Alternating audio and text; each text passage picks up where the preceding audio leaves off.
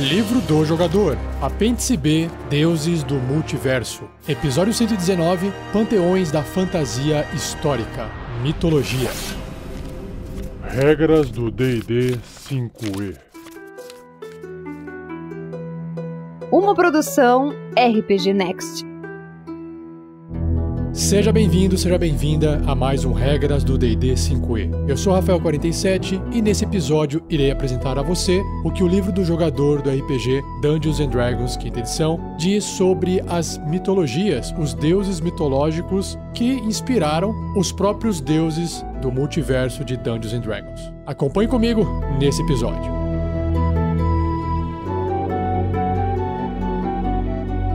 Seja você também um guerreiro ou uma guerreira do bem. Para saber mais, acesse padrim.com.br/rpgnext ou picpay.me/rpgnext.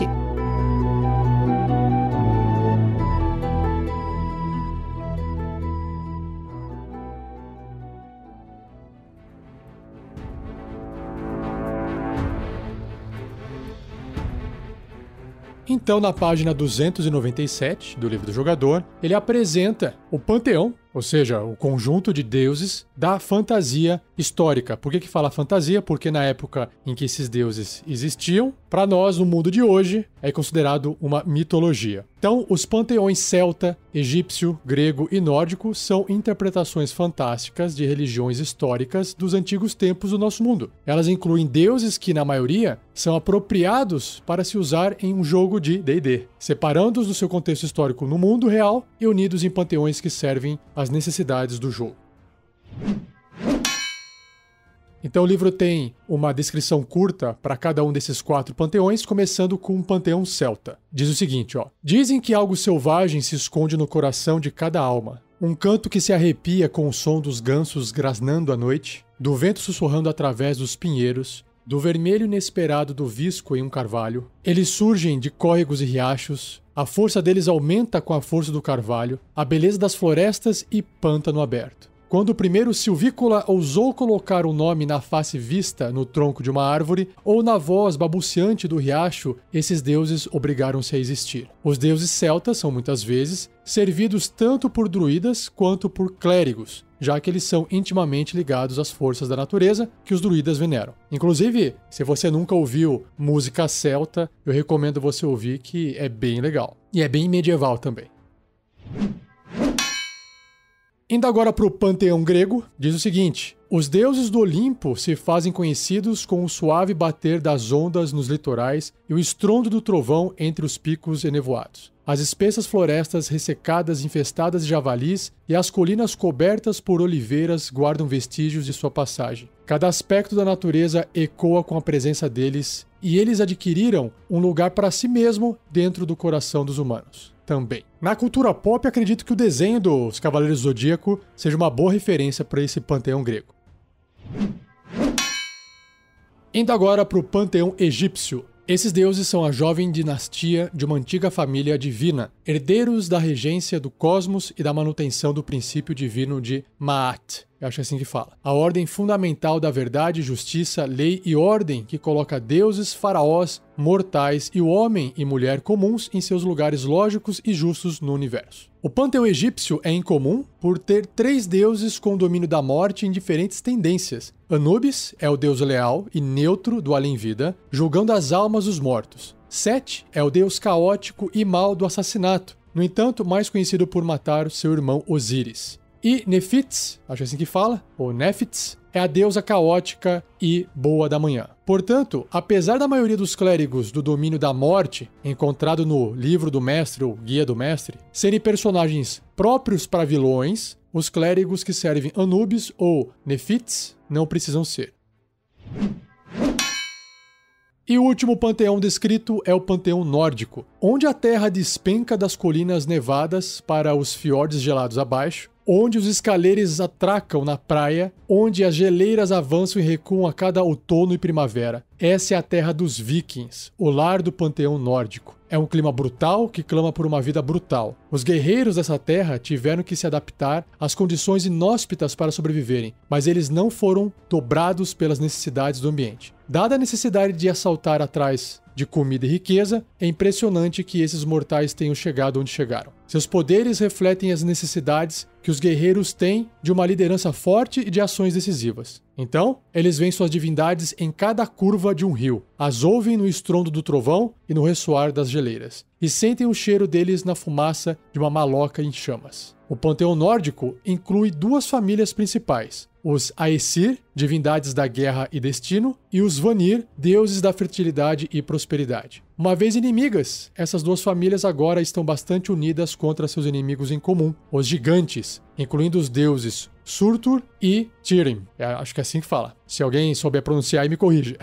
Como os deuses de Greyhawk, deuses de famílias diferentes às vezes sobrepõem suas esferas de influência. Frey, dos Vanir, e Odur, dos Aesir. São ambos associados ao Sol, por exemplo. E claro, toda essa cultura nórdica influenciou bastante o D&D e a classe dos bárbaros, né? Agora, a primeira tabela que aparece aqui no livro é das divindades celtas, onde eu vou descrever o nome da divindade, a tendência, né, o alinhamento, o domínio sugerido para quem for clérigo, por exemplo, e o símbolo que representa aquele deus. Então, o primeiro da lista é o Dagdha, acho que é assim que fala. Deus do clima e das colheitas, caótico e bom, domínios da enganação e natureza, e o símbolo é um caldeirão borbulhante ou escudo. O próximo é o Arawn. A-R-A-W-N, Arawn, deus da vida e da morte, neutro e maligno, domínios morte ou vida, olha só que interessante. E o símbolo é uma estrela negra num fundo cinza. O outro deus, outra divindade, é o Belenus, deus do sol, da luz e do calor, neutro e bom, domínio da luz, e o símbolo é um disco solar e monolitos. Próximo, Brigantia, deusa dos rios e da pecuária, neutra e boa, domínio da vida, e o símbolo é uma passarela. O próximo é o Dianseket, difícil falar. Deus da medicina e da cura, leal e bom, domínio, vida, e o símbolo ramos de carvalho e viscos cruzados. O próximo é o Dunats, deus das montanhas e dos picos, tendência neutra, domínio natureza, e o símbolo é um sol vermelho encoberto pelo pico da montanha. Mais um é o Goibinil, deus da ferraria e da cura, neutro e bom, domínio, conhecimento e vida, e o símbolo é uma marreta gigante sobre espadas. Próximo é o Lug, deus das artes, da viagem e do comércio, caótico e neutro, domínio, conhecimento e vida, e o símbolo par de mão longas. Mais uma divindade é o Manannan Meklir, deus dos oceanos e das criaturas marinhas, leal e neutro, domínios, natureza e tempestade, e o símbolo é onda de água branca no gramado. Mais um é o Meth Matonwi, deus da magia, neutro e maligno. Domínio é conhecimento e o símbolo é um cajado. A próxima divindade é Morrigan, deusa da batalha. Que inclusive é uma personagem do StarCraft, do jogo da Blizzard. Morrigan, daí que vem. Caótica e maligna, o domínio é a guerra e o símbolo, duas lanças cruzadas. Uma observação, eu acho que eles se inspiraram na Morrigan no deus aqui, tá? Não é que vem daí, só tava imaginando. Próxima divindade, Nuada, deus da guerra e dos guerreiros. Tendência neutra, domínio, guerra, e o símbolo uma mão prateada num fundo preto. A penúltima divindade é Ogma, deus da fala e da escrita, neutro e bom, domínio, conhecimento, e o símbolo pergaminho desfraldado. Pergaminho desfraldado, interessante. E o último deus da lista, ou divindade, é Silvanus, deus da natureza e das florestas. Tem a tendência neutra, o domínio sugerido é natureza e o símbolo um carvalho no verão. Se você conhece mais alguma coisa sobre essas divindades celtas, é a primeira vez que eu estou lendo, eu nunca tive contato antes com esses nomes, então eu não consigo agregar em nada aqui nos comentários. Mas, se você tiver alguma informação, deixa aí no comentário.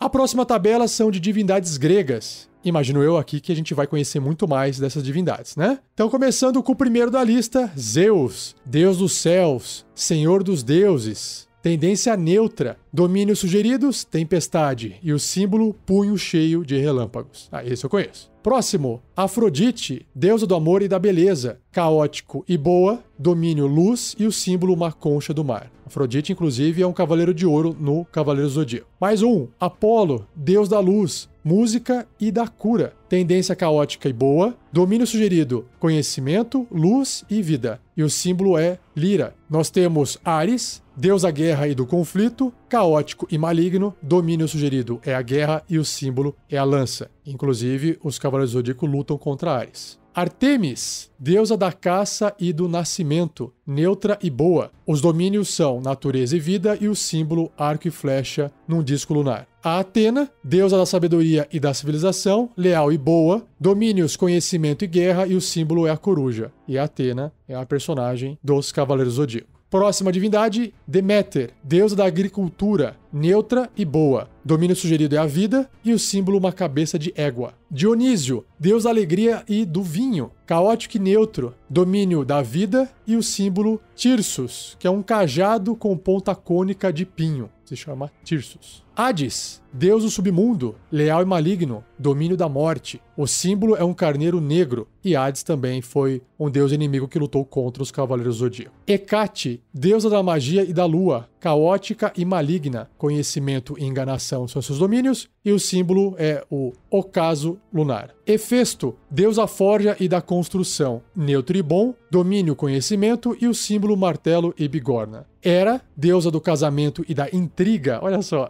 caótica e neutra, domínio da enganação e o símbolo leque de penas de pavão. Hércules, deus da força e da aventura, caótico e bom, domínios da guerra e tempestade e o símbolo uma cabeça de leão. Hermes, deus da viagem e do comércio, caótico e bom, domínio da enganação e o símbolo é um caduceus, que é um cajado alado e serpentes. Estia, deusa do lar e da família, neutra e boa, domínio da vida e o símbolo é uma lareira. Nick, deusa da vitória, ou Nike, escreve igual Nike mesmo, a marca, leal e neutra, domínio da guerra e o símbolo uma mulher alada. Pan, deus da natureza, caótico e neutro, domínio natureza e o símbolo Syrinx, flauta de Pan. O penúltimo deus, Poseidon, deus do mar e dos terremotos, caótico e neutro, domínio da tempestade e o símbolo é o tridente. E também os Cavaleiros do Zodíaco lutaram contra Poseidon. E o último da lista é o Tyche, acho que é assim que fala, Tyche, deusa da boa sorte. Tendência neutra, domínio sugerido enganação e o símbolo pentagrama vermelho.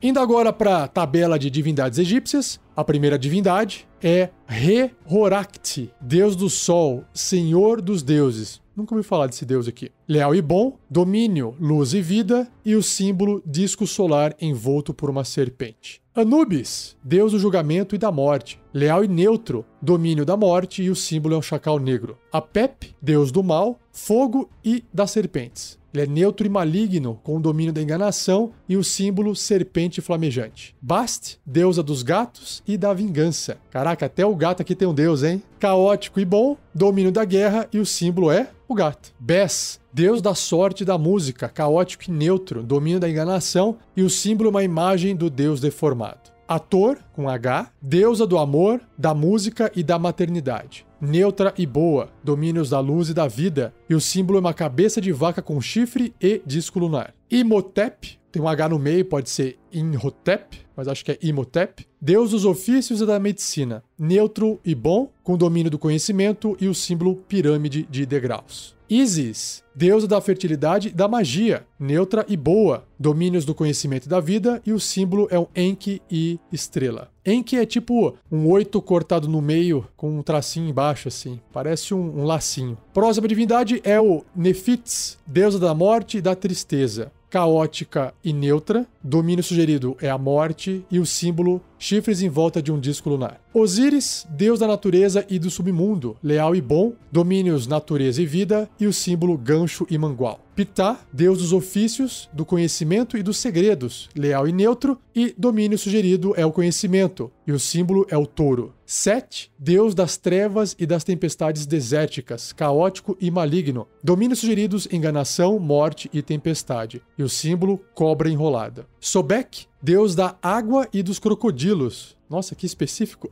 Leal e maligno. Domínios sugeridos, natureza e tempestade e o símbolo cabeça de crocodilo com chifres e plumas. Uau. E por fim, Thoth ou Thoth, deus do conhecimento e da sabedoria. Ele é neutro, com domínio, conhecimento, e o símbolo é Ibis. Ibis é uma ave, parece uma ave que mora perto do mar, tipo pelicano ou gaivota. E tem uma descrição interessante que eu achei na internet para acrescentar que é assim, olha só. De acordo com a tradição popular em alguns países, o Ibis é a última ave a desaparecer antes de um furacão e a primeira a surgir depois da tempestade passar. No Antigo Egito, o Ibis era objeto de veneração religiosa e associação ao deus Thoth. Por isso que é o deus do conhecimento e da sabedoria. Legal.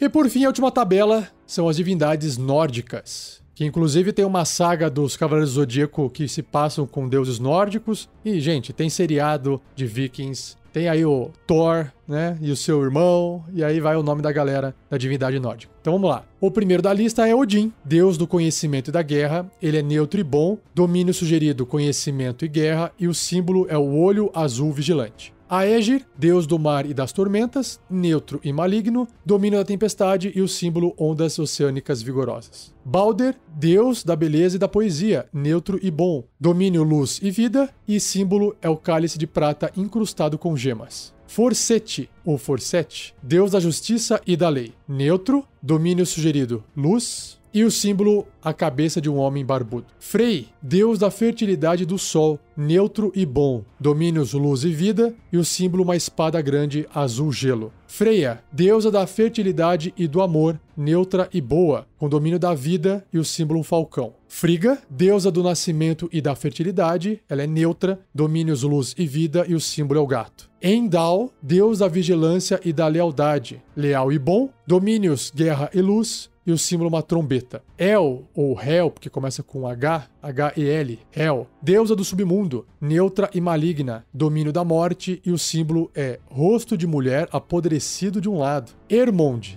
deus da sorte, caótico e neutro, domínio enganação e o símbolo pergaminho alado. Loki, deus dos ladrões e da trapaça, caótico e maligno, domínio enganação e os símbolos são chamas. Njord, deus do mar e do vento, neutro e bom, domínios natureza e tempestade e símbolo moeda de ouro. Odur, deus da luz e do sol, caótico e bom, domínio sugerido é a luz e o símbolo disco solar. Sif, deusa da guerra, caótica e boa, domínio da guerra e o símbolo espada erguida. Sakadi, deus da terra e das montanhas, neutro, domínio da natureza e o símbolo pico de montanha. Surtur, deus dos gigantes, do fogo e da guerra, leal e maligno, domínios sugeridos é a guerra e o símbolo espada flamejante. Thor, deus das tempestades e do trovão, caótico e bom, domínios, guerra e tempestade e o símbolo é o martelo. Thrym, T-H-R-Y-M, talvez seja Thrym ou Thrym, deus dos gigantes do gelo e do frio, caótico e maligno, domínio da guerra e o símbolo é o machado branco de 2 lâminas. Tyr, deus da coragem e da estratégia, leal e neutro, domínios, conhecimento e guerra e o símbolo uma espada. E o último, Uller, com 2 L's, deus da caça e do inverno, caótico e neutro, domínios sugeridos é a natureza e o símbolo arco longo.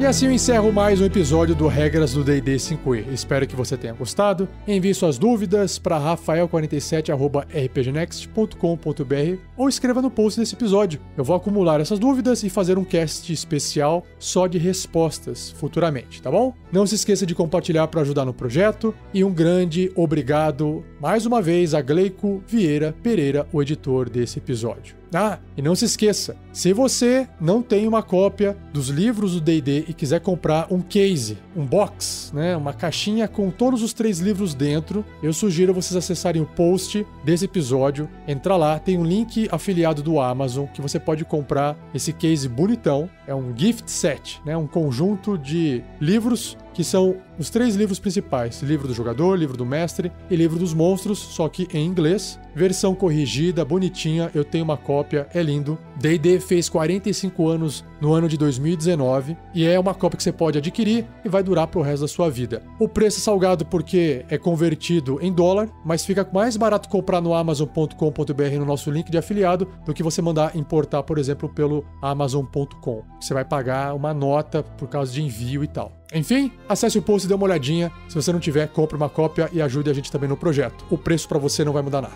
E, para fechar, não perca o próximo episódio, onde eu irei abordar o apêndice C do livro do jogador, que vai explicar sobre os planos da existência dentro do universo do D&D, tá bom? Então, muito obrigado, um abraço e até o próximo episódio.